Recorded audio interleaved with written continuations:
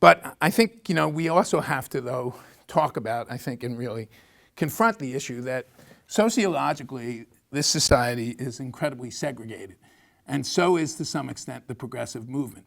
And Bernie does have a much bigger base within the white community, including the white working class, than he does in the black and Latino community.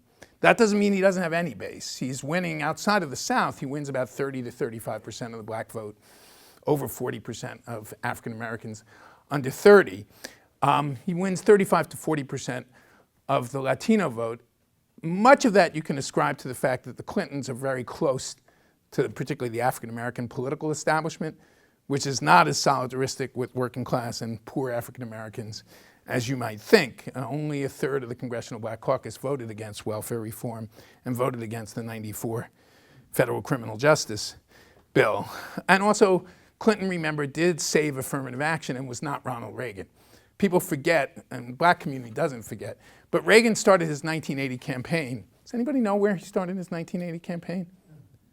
Philadelphia, Mississippi, right, where just 15 years before, a kid who went to my high school a few years ago before me and was close to my sister, Andy Goodman, was killed, but obviously we should always say James Chaney first. They always talk about the two Jewish kids from New York, Goodman and Schwartz first, and then they say James Chaney. Obviously hundreds, if not thousands, of African Americans were killed in civil rights struggles from the Reconstruction period onward. But yeah, it was Philadelphia, Mississippi, and the speech was that the civil rights revolution had gone too far and we have to restore states' rights. And then he talked about the welfare queen in Detroit who got 8 checks, et cetera, and no such person existed. But African Americans, particularly in the South, remember this, and it's one of the reasons why, and Clinton is better known, and many people, even though it may not be right, think she's a more viable candidate. I mean, there is a lot of hostility and fear of right-wing Republican rule, but Bernie also has been very good on racial justice issues. But, this is sort of an auto-critique. I'm 13 years younger than him. I was very influenced by friends who were in the Black Panthers and in the Brown Berets and in the Young Lords in New York, and also in the second wave feminism. Bernie is kind of a class guy in terms of what he's comfortable talking about. He's an older leftist. He's not a new leftist. Bernie's 74. So that he's very good on mass incarceration or police brutality, but he's most comfortable moving pretty quickly. That's why we need full employment and we need jobs in the inner city. And I'm not criticizing him, but I think it doesn't always resonate with middle and upper working class people of color. Middle class African Americans and Latinos, particularly men, but not exclusively, face a lot of police brutality and a lot of discrimination in the job market.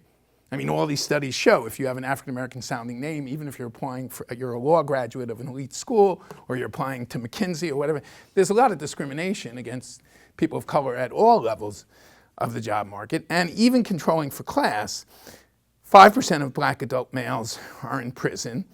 About a third of African American men between 18 and 30 are in the criminal justice system in some way.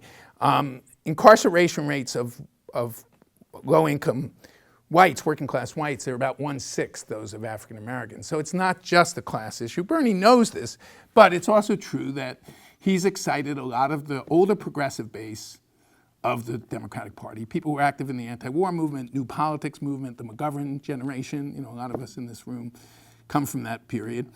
And he's also excited a lot of young people under 30 and a more diverse group of younger people under 30. But also he's still only getting really well known. I mean, he was a senator from a little state, Vermont, that is almost lily white. And in some ways being known, but also being comfortable with a diverse electorate. He's gotten better, but it is an issue. And hint, any type of progressive coalition has to be somewhat more multiracial than the activist base of Sanders. So in a certain sense, the post-Sanders question is, A, how do you unite parts of the labor movement are with him, but a broader sector of the organized working class, but also how do you build a more multiracial rainbow coalition? I mean, in some ways, the real tragedy, and I'll kind of conclude with this and talk a little bit about why socialism is important. The real challenge for us is, yes, to do as well as possible, and there's some chance Bernie could get the nomination, but he has to win big in a lot of big states. It's not impossible. I mean, I think if he doesn't win the majority of regular delegates, it's going to be hard to move the superdelegates, no matter what the polls say, because the superdelegates are the establishment wing, mostly, the establishment wing of the Democratic party.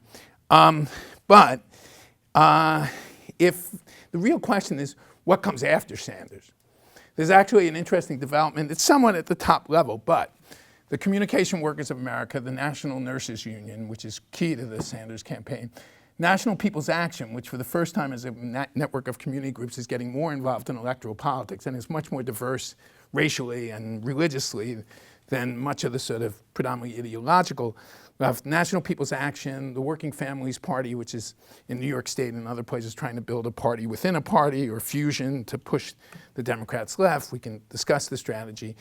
Working Families, People for Bernie, which is kind of post-Occupy younger people working for Bernie, are going to have a People's Summit in Chicago in mid-June to talk about what comes next. And that's really critical. There also will be various protests at the Democratic Convention, both of Sanders supporters, but probably people who think they're somewhat to the left, to pressure the Democrats on various issues or to criticize the Democrats. But the real question is, do we really build a coherent left wing in American politics? Because the real weakness of the left in American politics compared to the right, particularly the Tea Party and the old Christian majority and a Christian coalition and the moral majority, is the left doesn't really have a federated structure, a national, state, and local level organizations that build multiracial coalitions that really can intervene both in social movement agitation but also electoral.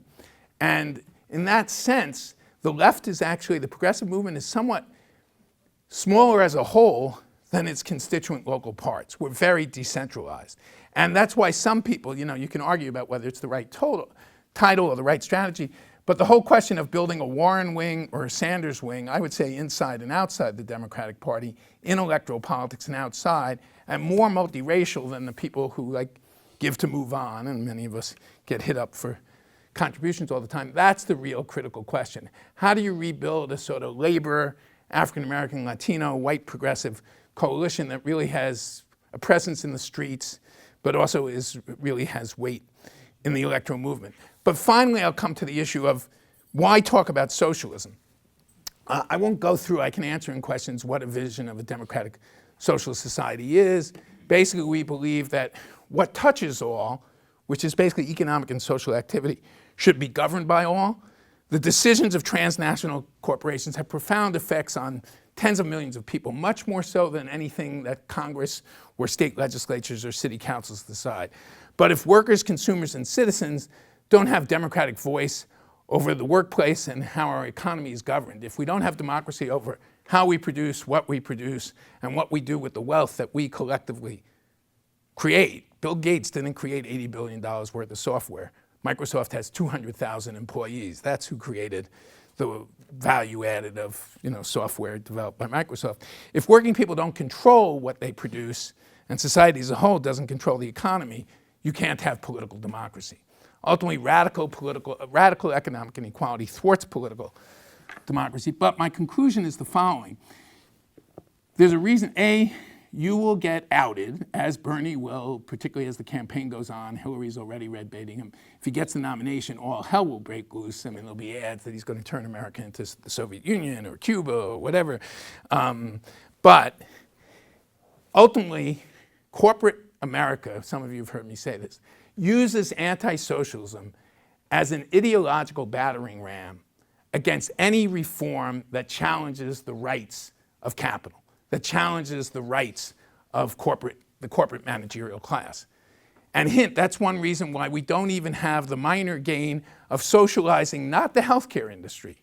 Nobody's proposing a truly national healthcare system, which Sweden and the United Kingdom have, where doctors and nurses and orderlies and LPNs work for the state, are salaried, and the hospitals are owned by the state. That's a national socialist healthcare system. We're just talking about socializing the insurance industry, right?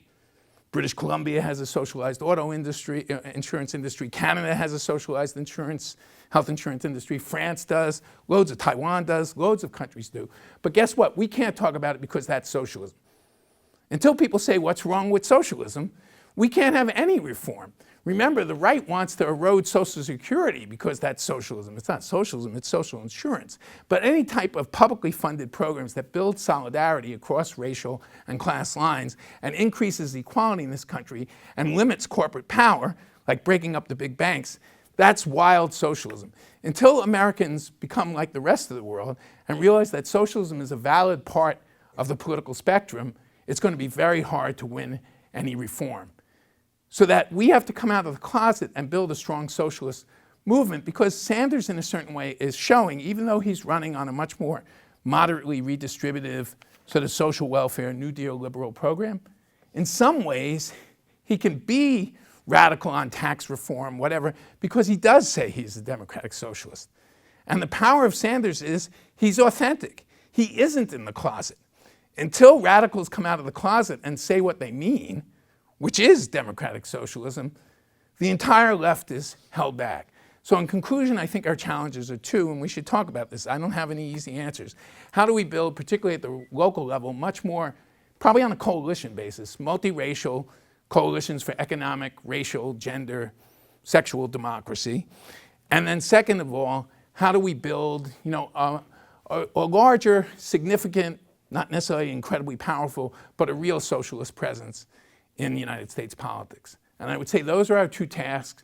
Bernie has helped us move towards those tasks, but the real question is what comes after Bernie. Even if he's elected, if we don't build what I just talked about, he's not going to be able to get anything done. And finally, when people say Clinton's more realistic, hint, as moderate and pro-corporate her program may be, if she doesn't have a Democratic majority, she's not getting anything through. And unless people are in the streets pressuring a Democratic majority from the left, neither Bernie nor Hillary's program is getting through. So the real question is building people power from below. The Sanders campaign is a big start of that, but we have to talk about how to go beyond Bernie as much as we're indebted to his campaign for giving us the right start. So that's 8 o'clock. I hit my mark, so I'll shut up and then we can have a discussion.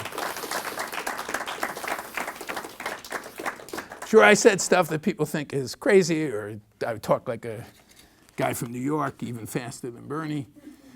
But if you know New York, he has a Brooklyn accent. My father was from Flatbush too, but I have a Bronx accent.